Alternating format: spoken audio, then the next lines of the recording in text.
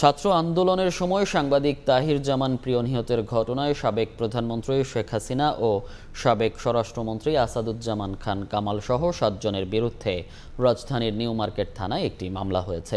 মঙ্গলবার রাতে মামলাটি করেন তাহির জামানের মা শামসী আরা জামান।